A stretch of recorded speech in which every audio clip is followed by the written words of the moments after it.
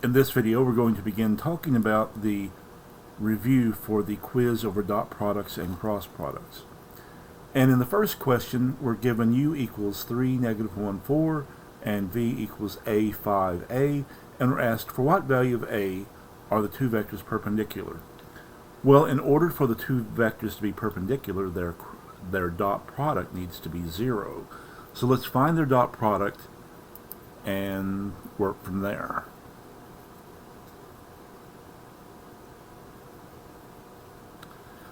So the dot product is going to be 3a minus 5 plus 4a, which is 7a minus 5.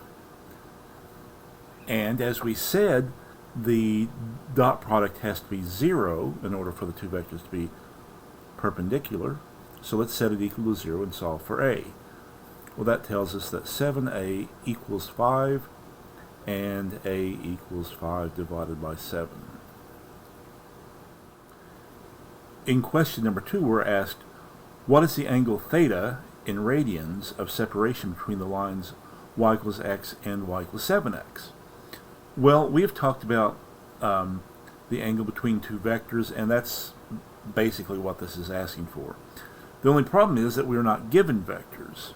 We're given lines in the plane. Alright, so how are we going to deal with that? Well, suppose you've got a line in the plane, and we know that its slope is a over b. So I've got this right triangle constructed, and so if that side of the triangle has length a, then that side has length b. Right? It's the slope is delta y over delta x, change in y over change in x. So you can also think of, if you had a vector that went from, say, this point to that point, the components of that vector, let's call it v, the components of that vector v would be, well, its x component is b and its y component is a. So we can find the components of a vector parallel to a given line in space fairly easily if we know its slope. If the slope is a over b, then the vector with components b comma a is going to be parallel. Alright, so in our case what we've got is the line y equals x, or if you like, we can call that y equals 1x, and then we've got the line y equals 7x. That's going to be steeper. So here the slope is 1 over 1, and here the slope is 7 over 1. So this is going to give us a vector with components 1, 1. This is going to give us a vector with components 1 and 7. So the vector with components 1 and 7 is parallel to this line, and the vector with components 1 and 1 is parallel to this line. So really what we're asking for then is, what's the angle of separation between these two vectors?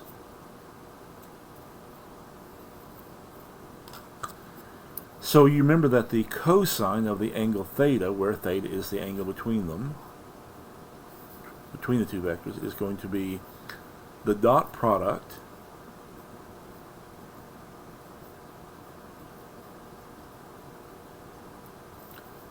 divided by the product of their magnitudes.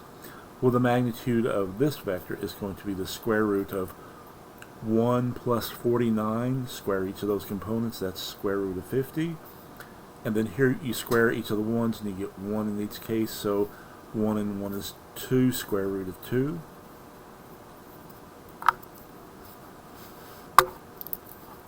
This is going to be 1 plus 7 over the square root of 100, which is 8 over 10, or 4/5.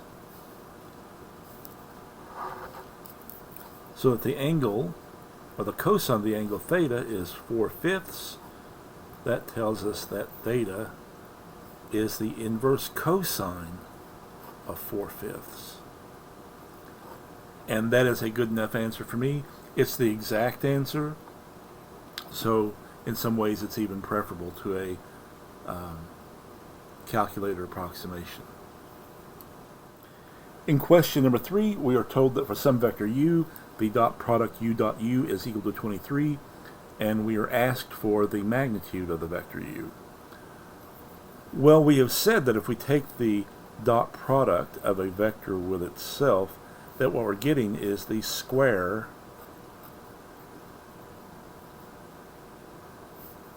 of the magnitude of the vector.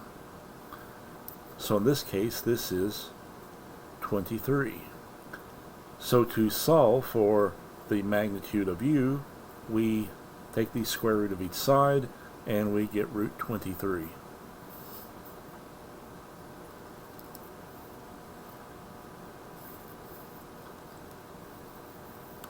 For question number 4, we are asked to find a unit vector orthogonal to both u and v. U and v are three-dimensional vectors, and we have said that when we take the cross product of a vector, of a pair of three-dimensional vectors, that what we get is a vector that is orthogonal or perpendicular to each of the original vectors. So one answer would be u cross v. Well, that's not the final answer, because we would have to find the a unit vector in that same direction. Or we could find v cross u. Either would be okay. And actually, if we find one, to get the other, all we have to do is multiply by -1. So how about we find u cross v? Alright, so what we want to do then is calculate the formal determinant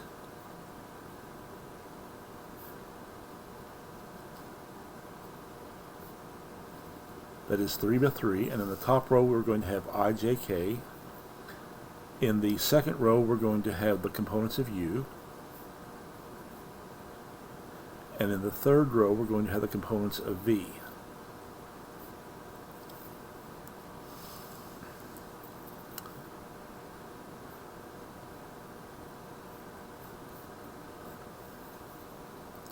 So we are going to find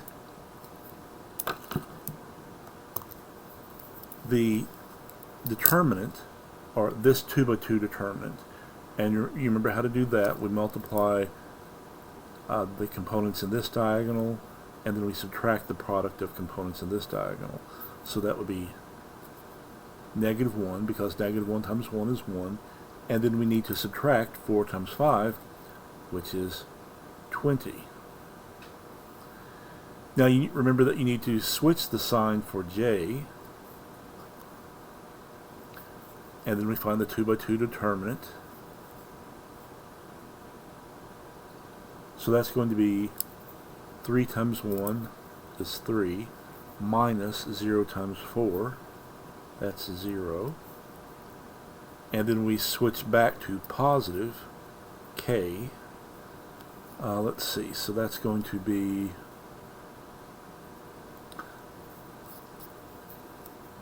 that is not a -3, that's a +3. It's going to be 3 times 5, which is 15, and then minus 0 times -1, well, that would be just 0. So it looks to me like we're getting the vector with components -21, 3, and 15. So that's u cross v. Now if you found v cross u, presumably it would have components 21, -3, and -15. Now what we need to do is to scale this into a unit vector. Its magnitude needs to be 1, so we need to find its magnitude and divide by 1. Well, those are pretty big numbers, so I'm going to do the following to make this a little bit easier. There's a common factor of 3 here, which is going to leave -7, 1, and 5 behind. This vector is equal to this vector, and what we need, here's what I'm going to do. I'm just going to divide this vector by 3, and I'm going to work with this vector, -7, 1, 5. Right, this vector is still pointing in the same direction as this vector, it's just shorter. And we're not going to be using the original length anyway. We're going to be scaling it down to 1, so it's really only the direction that will be apparent in the final form. So let's find a unit vector in this direction. My point is that a unit vector in this direction is going to be equal to a unit vector in this direction. Since these two vectors are scalar multiples of one another, they are parallel and thus have the same direction. All right, so let's do that. Let's find the unit vector in this direction. So we need to have the vectors -7, 1, 5 divided by the magnitude, which is going to be 49. The square of 7 is 49. The square of 1 is 1. The square of 5 is 25, and I think that's the square root of 75.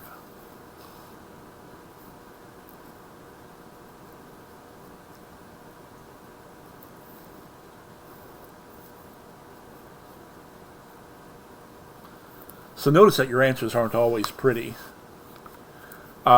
Let's see, the square root of 75, that's the same thing as the square root of 25 times the square root of 3, and that's a 5.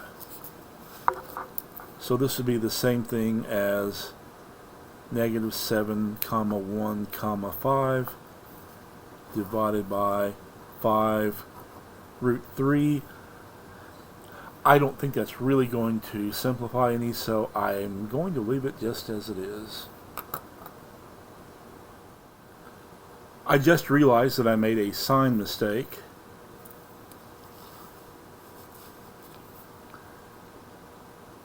This is going to be -3j, so that would be a minus there, which means that'll be a minus, that'll be a minus, that'll be a minus. That's still going to be positive. That'll be a minus, and that'll be a minus. I apologize for that.